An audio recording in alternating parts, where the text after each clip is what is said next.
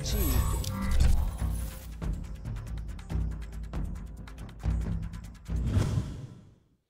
What's up? Welcome into Studio de Jefe de Quarantine, where this is kind of an edition of Trust the Tape. We have found ourselves in a place where I'm getting mostly questions about the draft now instead of questions about the Cowboys because of where they are in the season, and I got no problem with that. I'm here for what the people want to do. So I'm going to hit a couple of different Trust the Tape topics and then your mailbag and just talk about this NFL draft, where the Cowboys are, where the Cowboys might be, what you want the Cowboys to do.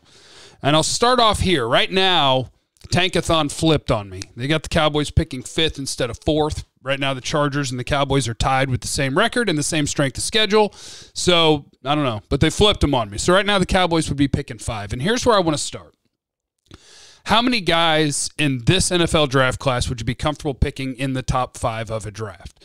This is a minor gripe, but this is a real thing in the NFL and in the draft. Picking in the top 5 is great because you'd rather have more players to pick from than less players. And you'd rather have the ability, if you don't love the players that you would be picking there or the position needs don't line up with you, that you could trade down and add value for that pick. Those things are great. However, if you get stuck there and pick a player that you don't love picking in the top 5, the amount of money that you end up paying them for a guy that you're not super sure of, that's not an advantage. It's not. There's actually some really cool studies on things involving surplus value and like where you want to pick in the round. And if you care about the money, then where you want to be is the middle of the first to the middle of the second round. That's kind of the glory zone. But in terms of how much value they bring to your team, top of the draft is generally where the best players are. So how many guys are we comfortable picking in the top 5 in this draft class? What I can do, I believe, maybe I should do this, is I think I can show you my little old draft board. Let me swing over to this side. I need to be over here. Boo! Look at there. So obviously it's very, very early and things are going to change on here, but you can see this is my draft board. These are the guys that I've watched so far. And so, like, at wide receiver, there's Jamar Chase. That's Kadarius Toney at Florida down here. Kyle Pitts, Penei Sewell, Rashawn Slater. I put Slater at guard too. You could put Sewell there as well. So when you're going through this, and I did this on purpose, so guys that I don't want to use a top 5 pick on, I put away from the very, very top. The very top is where I'll use a top 5 pick on, and I could really move these too. So the guys that I'm truly comfortable using a top 5 pick on, these aren't either. Sorry, they need to be bumped down a little bit. Penei Sewell, the Oregon offensive tackle, and Rashawn Slater, the Northwestern offensive tackle.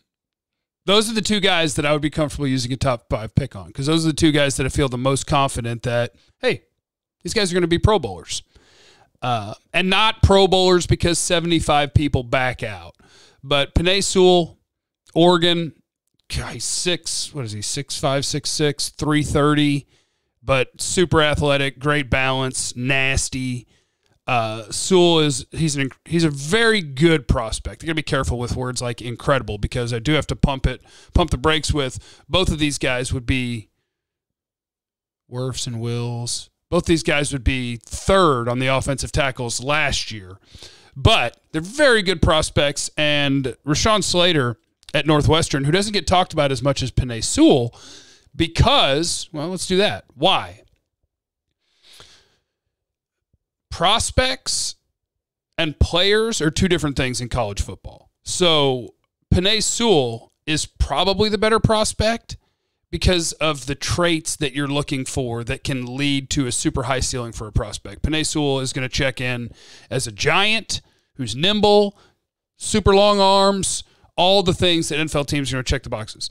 There's going to be some teams that are going to look at Rashawn Slater and go, well, let's look at the arm length now. Let's look at the arm length. And for that reason, if Rashawn Slater's arms were 2 inches longer, I think he'd be picked before Penei Sewell. But they're not, so he won't be.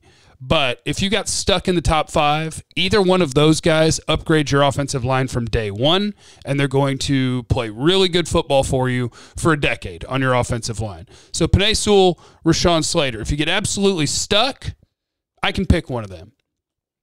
I do not feel the same way about Micah Parsons.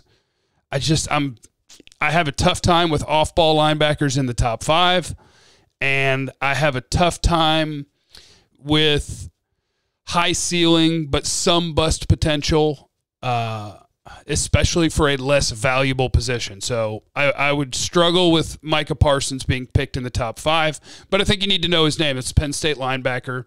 And again, he's the Penei Sewell of linebacker. He is a full-size linebacker that runs like a 200-pound linebacker. He's one of the best sideline-to-sideline runner and disruptors that I've ever seen. He just needs to progress and grow in coverage and as a consistent and quick diagnoser of what's happening, whereas Nick Bolton, who is right behind Parsons, is a perfect diagnoser, but he does not have the same physical gifts that Micah Parsons has. So do I want either one of them in the top 5? No. These are the two that are interesting. And as you can see, for the moment, I have Caleb Farley, the Virginia Tech corner, ahead of Patrick Surtain, the Alabama corner, because while I think Surtain is the safer pick, I don't think Farley is like a big bust potential. He's a good player already, but I think he has the physical gifts that he could at some point become your follow their number one and shut him down guy. And I don't think Patrick Surtain has it. I think Surtain is going to be he's going to be a which side are you lining me up on, and he's not going to hurt you, and he's going to play good football. Surtain's good.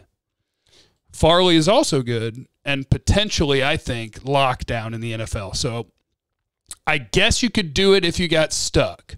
I feel much safer about Penei Sewell and Rashawn Slater than I do about Caleb Farley and Patrick Surtain.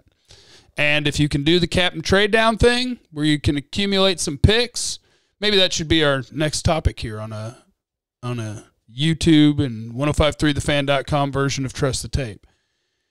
If captain trade down gets to ride, here's where I would like to see that happen.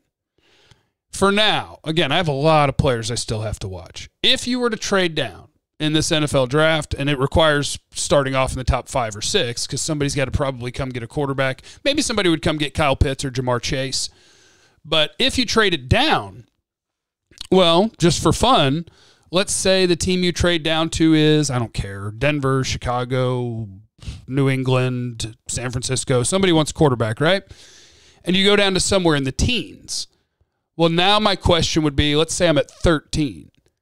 If I'm at 13, could I land either Sewell or Slater or Farley or Surtain?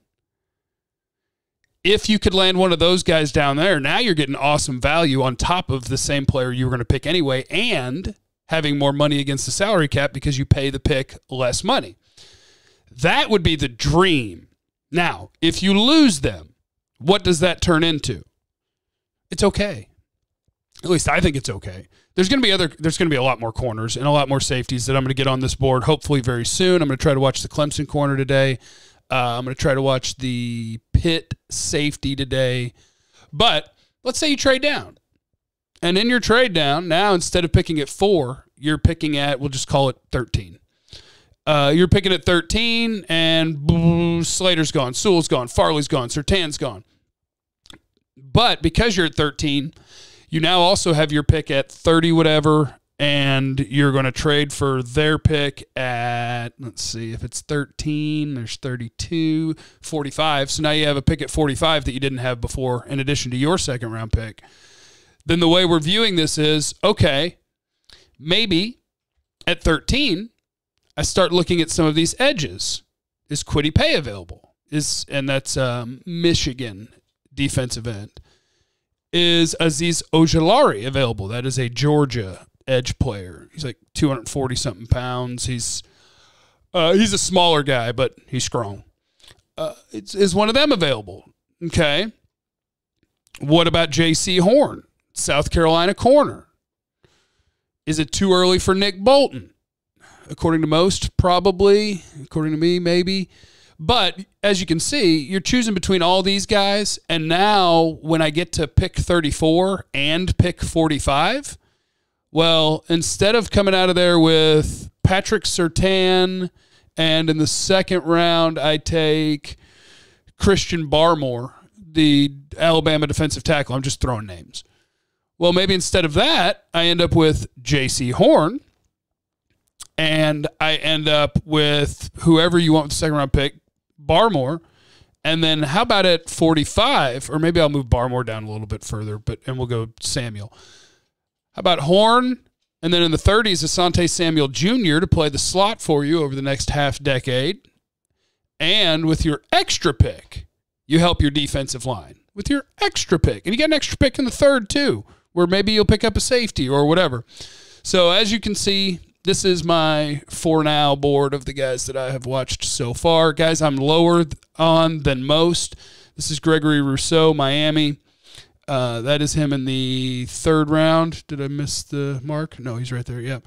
I'm not a Rousseau fan on tape. This is Andre Cisco, the Syracuse safety. He is a 3-4 for me, which means end of the third, early fourth round. I need to get 2020 tape on the TCU safeties because in 2019, Ardarius Washington was a better player than Trevon Merrick. He just was. He's 5'8", but he was a better player. This is a Florida State safety. This is an Oregon slot corner / safety. So we're working our way through there. I'm trying to find safeties I like. I haven't necessarily found a bunch yet. Let me get this out of the way now and come back to the party. Whoop. Okay. Let me bang through some of your mailbag questions real quick. Bradley Lennon says, Jeff, what can we expect, if anything, from Maurice Kennedy? I know they signed him and he opted out, so he should be on the roster this coming offseason, right? Correct. He should be a Dallas Cowboy with a 1-year contract, still under contract because he opted out, so he should still be a Cowboy for another year. So hopefully that can be a depth guy, maybe a fourth or fifth corner, and that would be good. Christian, I know you're not a fan of Rousseau, but would captain trade down be okay if the Cowboys moved down to, let's say, 10 and then picked him? I have Rousseau in the third round, so no. I think people are getting real fired up about production, which, I mean, he had great production as a super young player at Miami, but I just don't see a lot of things on his tape that translate to the NFL. Like the tools that people are going to like is the length, and then I guess we'll see what he physically tests like. But to me, his sacks were not impressive. I think you have to add context to these. Same thing with Andre Cisco. His interceptions to me were not impressive. There were 2 of his 13 career interceptions. Shout out to my guy Pete correcting my number of interceptions. But there were 2 where I was like, oh, yeah, he earned those. And then there's a lot of tip balls and bad throws from guys at Wake Forest and whatever that just hit you in the chest, and so you catch it. With Rousseau, there was a lot of a 240 or 250-pound guy lining up at nose tackle and then just running around a guard, which you ain't doing that in the NFL. You're not.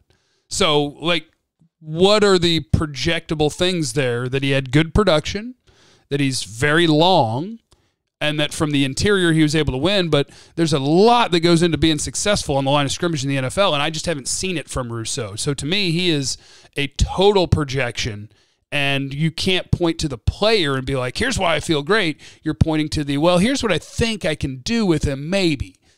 Matthew, if you can't trade down from pick 5, what players internally, if any, do you think about trading to get more picks as a backup plan to get more picks in the 2021 draft?